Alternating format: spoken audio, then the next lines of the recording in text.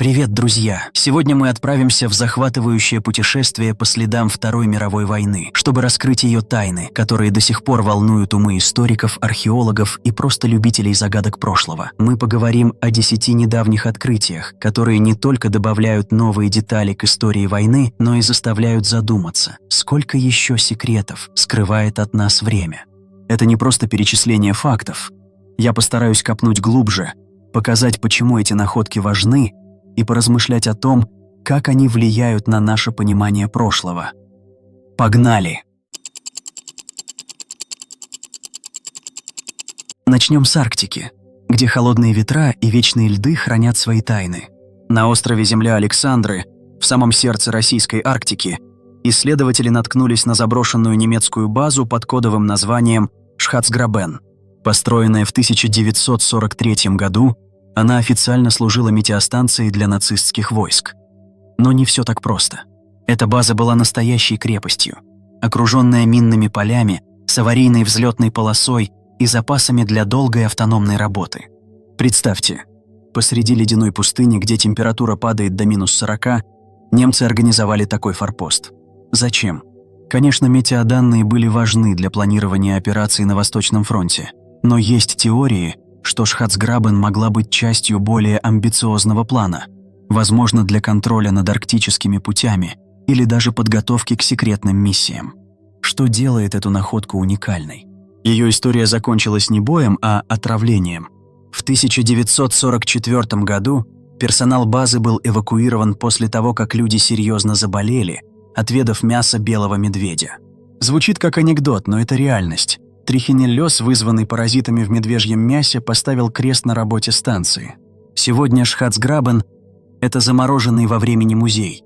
Ржавые консервные банки, остатки оборудования и даже личные вещи солдат все еще лежат там, где их оставили. Эта находка напоминает нам, что война добралась даже до самых отдаленных уголков планеты, и каждая мелочь, от погоды до дикой природы, могла изменить ее ход. Теперь перенесемся в Париж, в март 2025 года. Представьте себе, оживленный вокзал Гар-дю-Нор, сотни поездов, тысячи пассажиров. И вдруг все останавливается. Причина? Под землей нашли неразорвавшуюся 500-килограммовую бомбу времен Второй мировой. Да, такие находки во Франции не редкость. С 1945 года здесь обезврежено около 700 тысяч подобных приветов из прошлого. Но эта бомба вызвала настоящий переполох. Пришлось отменить сотни поездов, эвакуировать людей и задействовать саперов. Почему такие находки все еще появляются? Во время войны союзники сбрасывали тысячи тонн бомб на оккупированные территории, и не все они взрывались. Некоторые зарывались глубоко в землю, где их находят только сейчас, во время строительства или реконструкции. Это не просто опасные артефакты, это напоминание о цене войны. Каждый такой случай заставляет задуматься.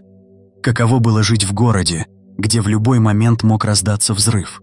И как современные технологии вроде георадаров помогают нам справляться с этими отголосками прошлого? Но самое интересное – это вопрос, сколько еще таких бомб ждут своего часа под нашими городами? Теперь отправимся в Яванское море, к берегам Индонезии. В 2024 году дайверы обнаружили немецкую подлодку Ю-100-68, потопленную голландской субмариной в октябре 1944 года. Это была одна из тех лодок, что нацисты отправляли в Тихий океан для совместных операций с Японией. На борту нашли 17 скелетов, нацистскую символику, личные вещи экипажа, часы, письма, даже портсигар. Все это пролежало на глубине десятилетиями, пока не попало в объективы камер. История Ю-168 заставляет задуматься о судьбах людей, которые оказались втянуты в эту войну. Представьте, вы на подлодке, в тесном металлическом гробу, вдали от дома, в чужих водах. Каждый день, риск, каждый звук может быть последним. Эта находка не только возвращает нас к событиям 1944 года, но и поднимает вопросы. Что делали немцы так далеко от Европы?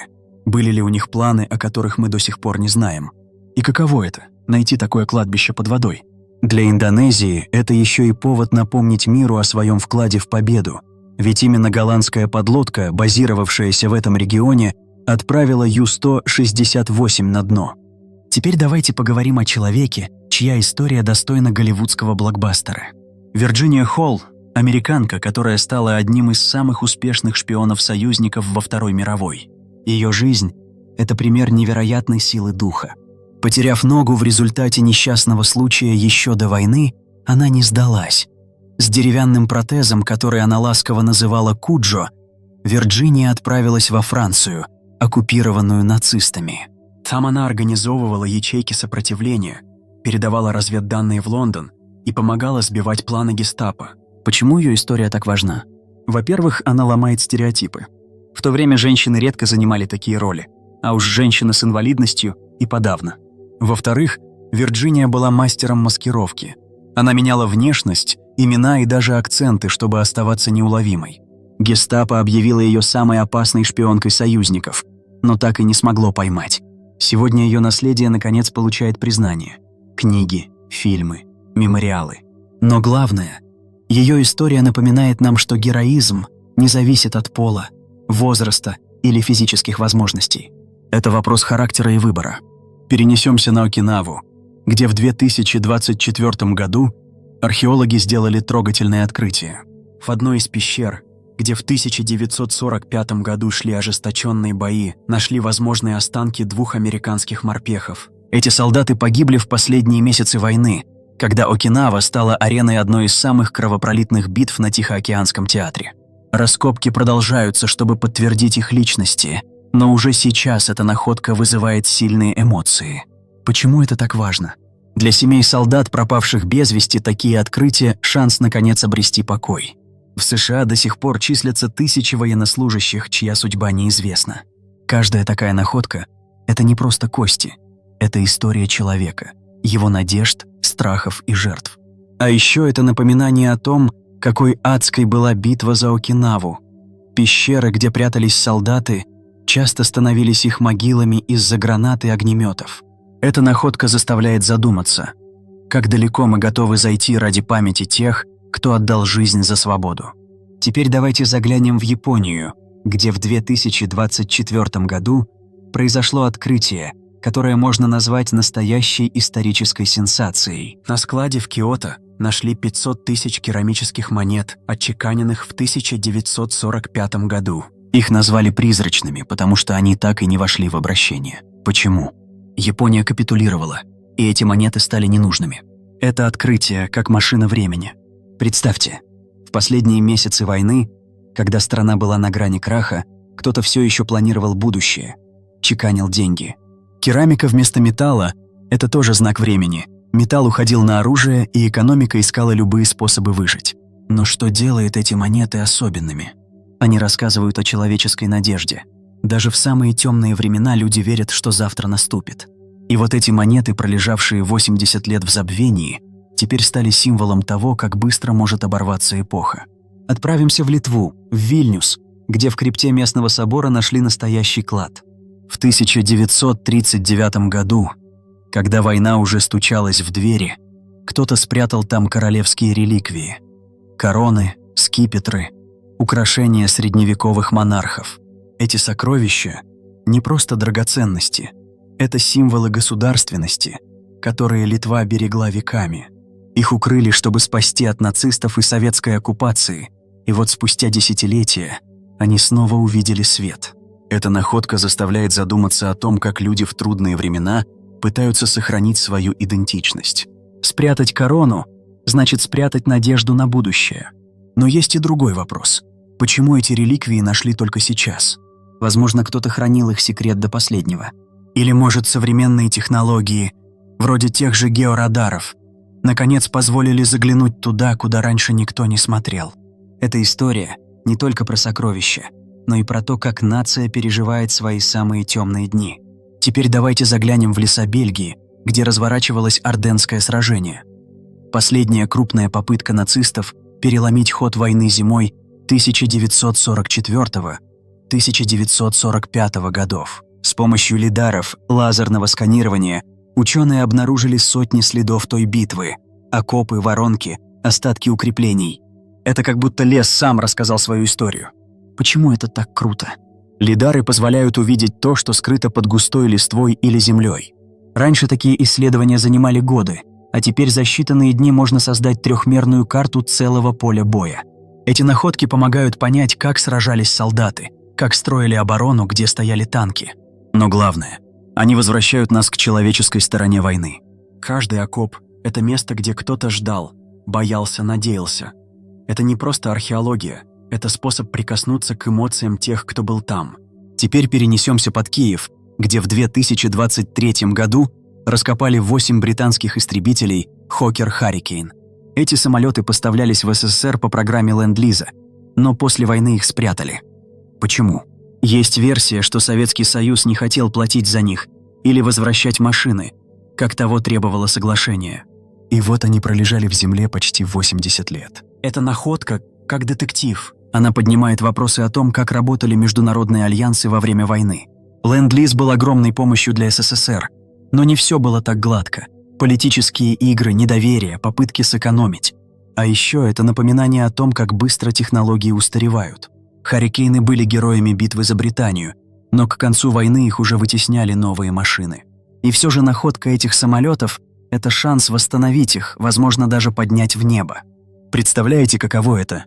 Увидеть в 2025 году полет машины, которая сражалась в 1942 году.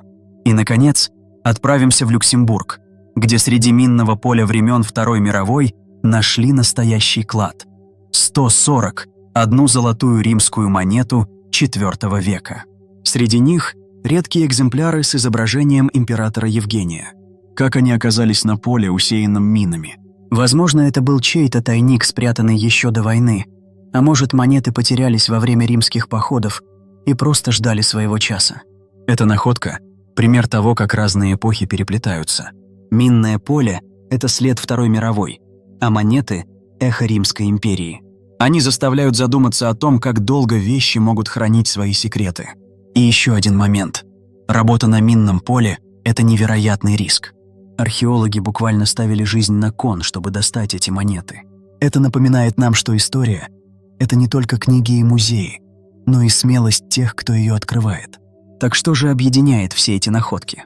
Они показывают, что Вторая мировая война – это не только даты и битвы, но и миллионы личных историй, которые до сих пор ждут, чтобы их рассказали. Заброшенная база в Арктике, подлодка на дне моря, шпионка с протезом, керамические монеты, спрятанные короны – все это кусочки огромной мозаики. И самое крутое, что современные технологии – лидары, георадары, подводные дроны – позволяют нам находить эти кусочки быстрее и точнее. Но есть и другой вопрос. Почему нас так тянет к этим историям? Может, потому что война была не просто конфликтом, а моментом, когда человечество стояло на краю? Или потому что каждая находка – это шанс узнать что-то новое о себе, о том, на что мы способны в самые темные времена? Я думаю, дело в том, что история – это не прошлое, а зеркало. Она напоминает нам, кто мы есть и кем можем стать. Спасибо, что провели это время со мной. Если вам понравилось это путешествие по тайнам Второй мировой, ставьте лайк, подписывайтесь на канал и делитесь своими мыслями в комментариях. Что вас зацепило больше всего? Может, у вас есть свои истории или теории?